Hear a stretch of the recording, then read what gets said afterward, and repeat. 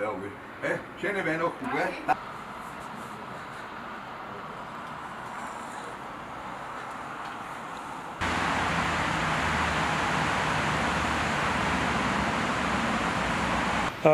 Ungefähr um 1:30 Uhr habe ich laute Schreie gehört. Ich wollte schlafen gehen. Ich habe starke, laute Schreie gehört. Und ich dachte zuerst, dass irgendwo draußen, oder ich konnte nicht genau lokalisieren und feststellen, von wo die Schreie kommen. Und ich habe ein bisschen Zeit gelassen, um zu vergewissern, dass irgendwo was stimmt nicht. Nachdem ich sehr laut gehört habe, also in dieser Art Hilfeschreie, dann habe ich Polizei alarmiert und ich habe dem Polizisten gesagt, dass da hier ein Schrei, dass da irgendeine Hilfe braucht, ja, aber ich konnte nicht genau beschreiben, wo und wie.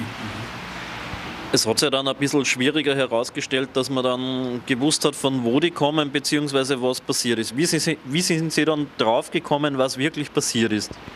Genauso ist es. Ich und die zwei Polizisten konnten wir nicht feststellen, von wo die Laute kommen. Wir haben alle gehört, aber wir haben nicht gewusst, von wo die ganz genau kommen.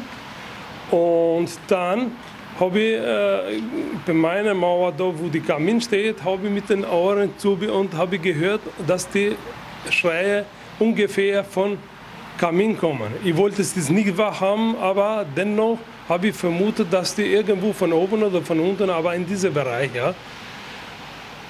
Es sind dann die Einsatzkräfte gekommen. Was haben Sie sich dann gedacht, wie Sie dann entdeckt haben, was wirklich los war? Natürlich ist es nicht leicht. Wer denkt man, dass irgendeiner im Kamin steckt oder so, da kommt man überhaupt nicht in diese Gedanken. Und die haben vorbildlich gemacht, alle Räume gecheckt, geschaut, wo konnte das kommen. Und nachdem nicht feststellen können, wo in welche Richtung, das sind dann auf eine andere Wohnung gegangen, um zu schauen. Und dann haben nicht feststellen können beim ersten Mal, ja. Und dann die Polizei ist weggegangen auf die andere Wohnung. Und dann, ich wollte es so wahrhaben, dass vielleicht ist irgendein Schrei von außen. Und dann wollte ich schlafen gehen wieder, ja. Beim zweiten Mal habe ich wieder die Schreie gehört, wieder laut. Und nach ein paar Minuten hat mein Nachbar geklingelt bei mir und hat mir gesagt, ich höre wieder, sage ich höre auch, aber ich weiß nicht von wo. Ja. Und wir haben vermutet, ich und Nachbar haben vermutet, dass von oben, von da. Der Nachbar hat gesagt, dass von da sind dann festgestellt, dass die Junge oder die Mann oder Frau oder wer immer die Stimme da hängen geblieben ist. Ja?